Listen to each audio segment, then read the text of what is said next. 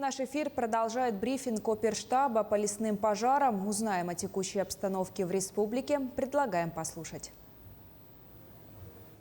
Сергей Гаврилович, здравствуйте. Расскажите, пожалуйста, какая обстановка лесопожарная на текущий момент в нашей республике? Здравствуйте. У нас на сегодня на тушение пожаров задействовано 4877 человек и 800 единиц техники. Всего на 60 пожаров проводятся работы по их тушению. Это на сегодня мы имеем локализованных пожаров 14 пожаров на общей площади порядка 65 тысяч гектар. И сложные участки у нас так и остаются. Это Намский, Усалданский, Чурапчинский районы республики и горный район. Благодарю вас за предоставленную информацию. Это был брифинг оперативного штаба по лесным пожарам, а мы продолжаем.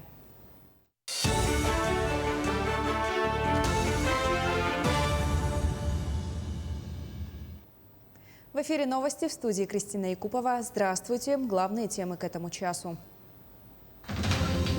Новые дома в пострадавшем от пожаров в якутском селе Бяскёль возведут к октябрю. Сейчас специалисты очищают площадки для строительства. Удаленный формат работы из-за задымленности рекомендовали ввести Роспотребнадзор по Якутии.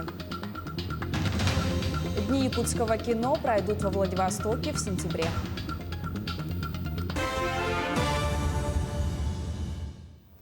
Оперативный штаб провел совещание по вопросам прохождения пожароопасного сезона на территории Якутии и принимаемых мерах по защите населенных пунктов, которые подверглись угрозе природных пожаров. Также члены оперштаба уточнили прогноз погоды на территории республики в ближайшие сутки. Совещание прошло в режиме видеоконференции, в котором также приняли участие главы муниципальных образований и районов. Завершился рабочий визит заместителя председателя правительства, полномочного представителя президента России в Дальневосточном федеральном округе Юрия Трутнева. Он заверил якутян, что правительство страны окажет республике всестороннюю помощь как при борьбе с лесными пожарами, так и в ликвидации их последствий. Уже совершенно очевидно, что пожары в Якутии не являются только проблемой Якутии. Эти пожары уже вышли за территорию республики. Вот на сегодняшний день вот эти границы принятия решений, когда пожар становится федеральной проблемой, они несколько размыты. При этом механизма с точки зрения того, а кто отвечает, когда пожар вышел на федеральный уровень, его нет. Поэтому нам надо точно понимать, кто и когда принимает решение, что все, субъект с этой проблемой справиться не может, ему надо помогать, надо вводить подразделения Министерства чрезвычайных ситуаций, в каких-то особых случаях, как здесь, вводить и войсковые подразделения. Вот Рослесхоз обязан в самые кратчайшие сроки такой порядок разработать. Это все-таки полномочия Рослесхоза, что лес беречь должно агентство лесного хозяйства. И я боюсь, что тогда возникнет вопрос о усилении соответствующих подразделений Рослесхоза. Потому что сегодня в Рослесхозе количество людей, количество техники для того, чтобы отвечать на такие вызовы, как здесь, недостаточно. Правительством республики в федеральные органы власти направлена проектно-сметная документация по строительству в селе Бяскёль многофункционального культурно-спортивного центра и сети уличного освещения. Айсан Николаев отметил, что готов проект новой школы на 150 мест, поскольку имеющаяся в Бяскёле школа очень ветхая, 1981 года постройки. Владимир Путин поддержал предложение Айсана Николаева и заявил, что они будут включены в перечень поручений президента. Есть вопросы дальнейшего совершенствования социальной инфраструктуры. В селе сегодня отсутствует многофункциональный культурно-спортивный центр, крайне ветхая школа 1981 года постройки. Я попросил президента дать поручение правительству Российской Федерации поддержать проекты строительства данных объектов, тем более по культурно-спортивному комплексу в селе Бяскюль проектно-сметная документация была нами уже ранее разработана и представлена федеральные органы власти. Ну а по школе у нас есть эффективный проект на 150 мест школы строительства.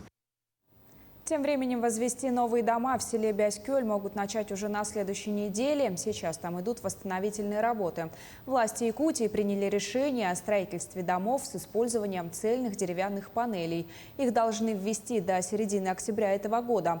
О преимуществах немецких технологий подробнее Власий Сергеев. Немецкую технологию строительства домов «Массив Хольцмауэр» на территории Якутии начали применять с 2011 года. Ее особенностью является то, что дом собирается из комплекта заводской готовности, состоящего из деревянных стеновых панелей. Панели изготавливаются как это сушится пиломатериал. В основном мы берем боковую доску, так называемую, это две крайние доски, которые у нас менее ликвидные. Ее мы просушиваем, строгаем, калибруем, даем определенную форму. И дальше уже по проекту у нас есть так называемый раскрой панелей. По раскрою панелей мы формируем детали дома. В дальнейшем уже эти панели собираются непосредственно на строительной площадке. Отличительной чертой технологии является скорость строительства. По словам специалистов, монтаж дома на 80 квадратных метров займет от 2 до 3 дней. Помимо этого, они отмечают высокую жесткость конструкции, которая позволяет произвести отделку плиткой или краской, не опасаясь сдвигов панелей. Важным преимуществом также является экономичность. Цена сейчас у нас стоит за один куб 21 500 рублей. Например, сейчас брус в рынке стоит в среднем 25 тысяч за куб. Притом сейчас бруса в наличии в республике почти нету. Брус покупаете, там очень много отходов. Например, там дверные проемы, оконные проемы, углы там вырезаете. И, соответственно, почти в цене как бы еще дорого. И там еще в брусовых домах идет пакля, потом там идет еще цып, да, и вот так. А здесь вообще этого всего нету. И пакли, ничего там не используется, сразу здесь собирается. Здесь цельные панели получаются. Многодетная семья Герасимовых заселилась в дом, построенный по технологии «Массив Хольцмауэр» летом прошлого года. Глава семьи отмечает, что дом хорошо держит тепло даже в самые сильные морозы, что существенно сказывается на сумме оплаты газа. За весь сезон у меня за газ, это получается, ушло 17 400, да, у меня по чеку. Это очень хороший, получается, показатель, потому что большинство друзей моих, да, там, соседей, все живут в брусовых домах. Это, получается, они в самых холодные, да, вот эти морозы в месяц платили по 13, по 12, по 14 тысяч. Благодаря этим преимуществам данная технология медленно, но верно продолжает набирать популярность в республике. Так, с 2011 года было построено более 200 домов из деревянных стеновых панелей. Власий Сергеев, Григорий Охлопков, Якутск. Роспотребнадзор по Якутии рекомендовал ввести удаленный формат работы из-за задымленности. Главный государственный санитарный врач по республике Маргарита Игнатьева подписала постановление. Рекомендации касаются руководителей организаций всех форм собственности и индивидуальных предпринимателей. Также Миноборнауки Якутии рекомендовали рассмотреть вопрос об условиях дальнейшей эксплуатации образовательных и оздоровительных организаций, минимизировать пребывание детей и молодежи в образовательных учреждениях на открытом воздухе, при возможности направить детей из населенных пунктов в зоне воздействия лесных пожаров в детские лагеря. Кроме того, ведомству рекомендовали усилить медицинское наблюдение за состоянием здоровья детей и персонала организаций и в случае возникновения симптомов острого заболевания или недомогания обратиться в медорганизации. Перейдем к эпидобстановке в Якутии. 142 новых случая коронавирусной инфекции выявили за сутки. В Якутске 80 случаев, в Нерюнгринском районе 9, в Алданском 8, в Амгинском, Мирнинском и Сунтарском районах по 5 заболевших. В Вилюйском районе 4, в Алайховском, Мегино-Кангаласском, Усть-Алданском, Хангаласском и Чурапчинском районах по 3. В Верхневилюйском, Кобяйском, Намском и Татинском районах по 2 случая. В Горном, Ленском и Нюрбинском районах по 1. За сутки лабораториями республики проведено 3431 исследование. К другим темам. Движение на дороге Вилюй обеспечено в штатном режиме. Напомню, затруднения проезда автомобилей были вызваны ливневыми осадками. Сейчас организована круглосуточная работа дорожных служб. Отмечу, что на участке 754-872 километров выполняется капитальный ремонт дороги. На данный момент проводятся работы по устройству земельного полотна. Ввод объекта в эксплуатацию намечен на конец октября.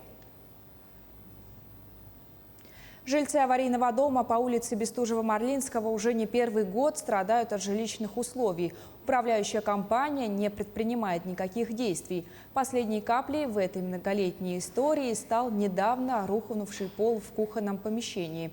Теперь часть жильцов осталась без воды и места для готовки. Завалилась кухня. Сколько обращаемся? Нет. Вот позавчера она у нас полностью там рухнула. Вы сами видели, да, в каком состоянии. Где людям мыться, где готовить, где умывать комнатки. 9 квадратов у всех квартиры маленькие. Плитку не поставишь, ванну не поставишь, унитаз не поставишь. Пользуются все общим. И что нам делать? Какой выход? Помогите разобраться в этом. Куда еще нам обращаться? Везде обращались. В прокуратуру, в управляющую компанию, в округ. Везде. Наши корреспонденты продолжат следить за этой темой, а мы переходим к другим новостям. Сельхозпроизводители смогут приобрести высокотехнологичное оборудование со скидкой в рамках новой программы льготного лизинга. Постановление об этом подписал председатель правительства Михаил Мишустин. Согласно документу, максимальный размер скидки устанавливается на уровне 45% от стоимости оборудования. При этом предметом договора лизинга может быть только техника, которая ранее не была в эксплуатации. Мера поддержки начнет действовать в полную силу со следующего года. Дни якутского кино пройдут во Владивостоке в рамках культурных мероприятий 6-го Восточного экономического форума. К показу планируют фильмы «Тыгын-Дархан» Никиты Аржакова, «Тиэте-бит» Романа Дорофеева, «Агент Мамба» Алексея Амбросьева, «Рядовой Черен» Дмитрия Кольцова и «Потанцуй со мной» Никандра Федорова. Постпред Якутии по Дальневосточному федеральному округу Ким Борисов встретился с зампредом правительства Приморского края, министром культуры и архивного дела Еленой Бронниковой. Они обсудили данное мероприятие, а также обменялись информацией о механизмах поддержки и программах развития сфер культуры. Елена Бронникова отметила, что в целях упрощения механизма межрегионального сотрудничества возможно организовать подписание соглашения между министерствами культуры двух регионов. В Архангельске завершились съемки документального фильма «Коч». Это часть межнационального проекта «Русское устье». Северный путь. По сценарию представители 3 регионов строят корабль, на котором в будущем отправятся в экспедицию от Белого моря к землям Якутии. Подробности у Максима Кардозу.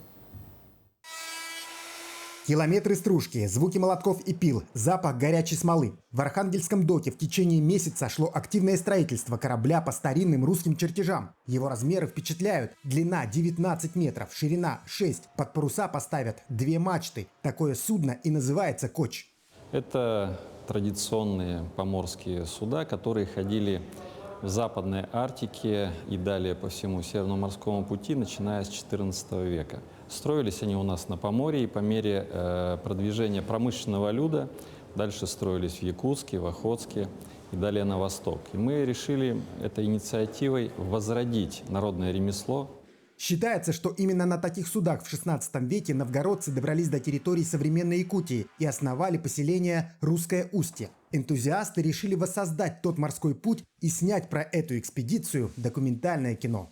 Об этом и фильм, как молодые люди из разных мест, которые исторически связаны с развитием Северного морского пути, участвуют в создании поморского коча, который по истории прошел путь от Белого моря до устья Индигирки, где сейчас находится Русское Устье. В строительстве принимали участие плотники из Архангельска, Великого Новгорода и Якутии. У Николая Эртюкова в Якутске есть небольшая мастерская. На родине он уже давно мечтал построить деревянный катер. И проект «Коч» для него стал настоящей учебной площадкой. Для себя я узнал больше по технической стороне, по судостроению, да, по терминологии. Под парусом походил. Яхтенное дело для себя узнал. Думаю, я уже вернусь отсюда немного другим человеком. За камерой тоже якутянин. Иван Семенов, известный в республике оператор. Он снимал нашумевшие фильмы «Пугало», «Костер на ветру», «Агент Мамба». Теперь решил попробовать свои силы в документалистике. Основные действия тут все равно они происходят прямо вот в реальной жизни, и нужно всегда следить, наблюдать. Вот это немного сложно для меня, так как я привык к тем же дублям, дубль 1-2. И это очень интересно, потому что все-таки это настоящая жизнь, она интересна в своих красках. Сейчас творческая команда уже работает над документальным фильмом. Премьера намечена на декабрь, а сама экспедиция на Коче запланирована на следующее лето. Максим Кардоза, Айсена Бурнашова, Виктор Олесов, Москва, Архангельск. На этом выпуск подошел к концу. Мы следим за развитием событий. До встречи в эфире.